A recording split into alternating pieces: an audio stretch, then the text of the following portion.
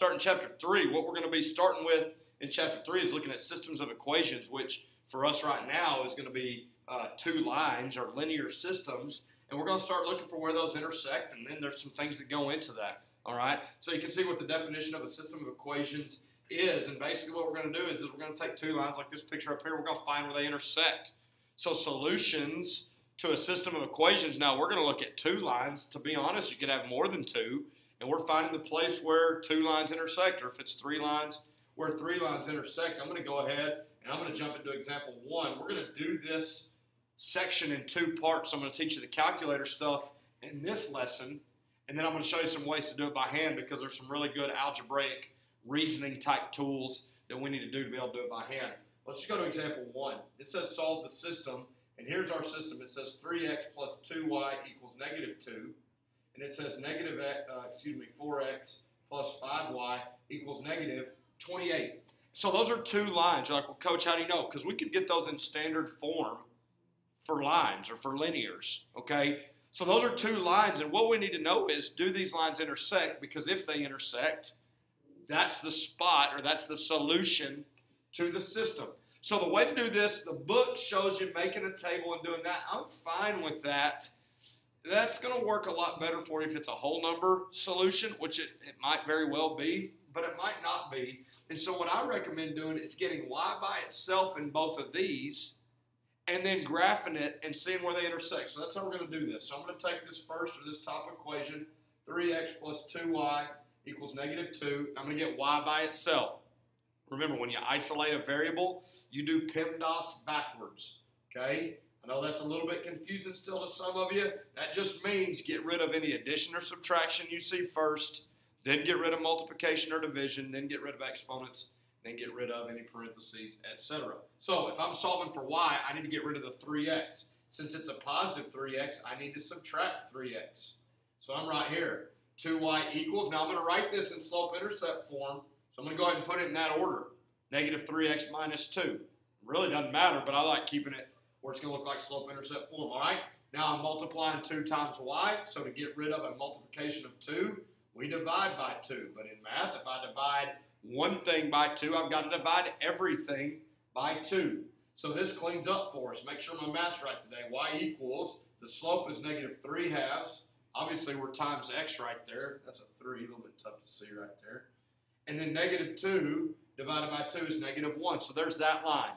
Y-intercept at negative 1, slope of negative 3 over 2. All right, so there's the first one. Let's do the second one, or the second line in this system. Negative 4x plus 5y equals negative 28.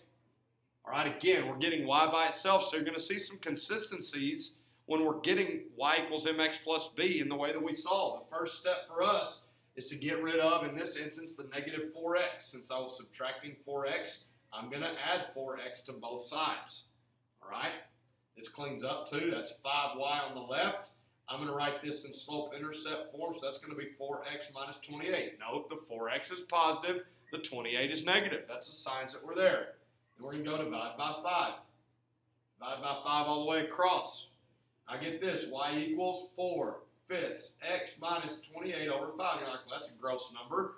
I mean, yeah, it's just a fraction, no big deal. We're going to set these up. That might be harder to graph for you. Negative 28 over 5 is the y-intercept. All right, obviously, if it was 25 over 5, you know, we'd be at negative 5, so it'd be a little bit below that. I'm not worried about it. We're going to let the calculator do it, okay? So here's how we're going to do this. We're going to go put both of these into y equals. So go to y equals. If there's anything in there, clear it out.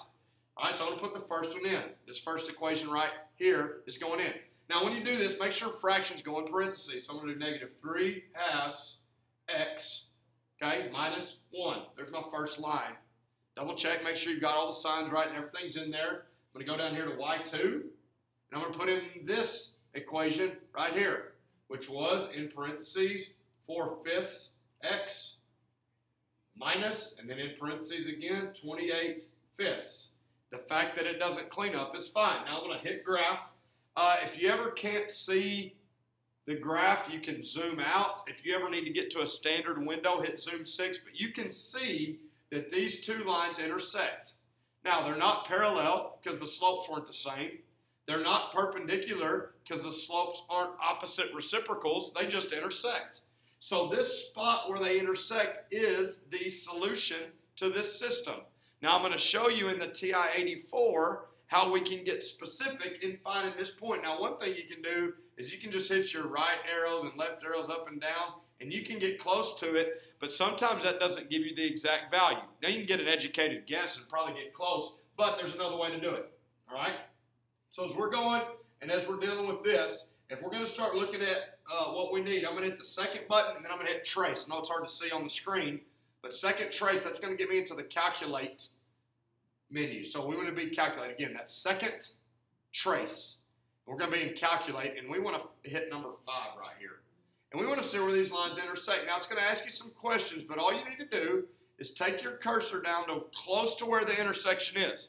Now, this says first curve. That's talking about the first line. Hit enter when you think that your little cursor is close or blinking right there, real close to the intersection. Hit enter. Second curve, same thing. Leave the cursor right there, and then guess, same thing. So we're going to hit enter 3 times, and look at that right there. It gives us the intersection. And it says that when x is 2 and y is -4, that those lines intersect. Well, guess what the answer to our system is? 2, -4. Catch what that means. That means if I go to this first equation and plug in 2 for x and -4 for y and do this math, I will get -2. And if I come to the second equation and plug in 2 for that x and -4 for that y and do the math, I will get -28. This point, the x and the y fit both equations. That's why those lines intersect there. So we're using intersecting lines to find an ordered pair where our lines intersect. One answer is going to be an x, one answer is going to be a y, so we're going to write it as an ordered pair. All right, let's try another one of these. This is good stuff. Let's come down here. I'm looking at guided practice 1B. It looks like it's going to have some numbers that may not be completely nice, so let's deal with that. So here we go, 1B. I've got 4x plus 3y equals -17, and I've got -7x minus 2y equals 20. Okay? We need to solve for y in both of those graphs and see if they intersect. This is still under the instructions of solve the system of equations. So we're going to solve this thing. All right, here we go. 4x plus 3y equals -17. I'm going to minus 4x from both sides. So that leaves me with 3y equals, I'm going to write this in slope-intercept form, -4x minus 17. Divide by 3. Get rid of that number in front of the y. This one cleans up to y equals -4 thirds x minus 17 thirds. And you're like, Coach, you just said it cleans up. It doesn't look clean. Those answers are fine. Slope can be a fraction. Y-intercept can be a fraction. Not a big deal. All right, here we go. Let's go to the second equation. -7x minus 2y equals 20. So now I got to add 7x to both sides. I get this. -2y equals 7x plus 20. Make sure your signs are right. Double check those. Here we go. Dividing by -2. Some big mistakes I see. A lot of times some of y'all try to flip the sign of what you divide by. That doesn't make division reduce to 1. When you're dividing, you want it to be the same sign. Unlike when you add or subtract, you change the sign. So you got to be able to make that distinction. That's a big deal. All right, clean this up. I get y equals. Now, 7 over -2, I'm just going to pull the negative sign out front. Since there's only one negative, even though it's in the denominator, it just means that my fraction's negative. Same thing here. 20 over -2 cleans up to -10. So a positive over a negative is still a negative. That's what's happening. All right, let's go graph. So I've still got the last one in there. I'm going to go clear it out. So y equals clear. If you ever need to clear all the memory, you can hit second plus 7, 1, 2. That'll clear everything out, but it's just as easy to go get it.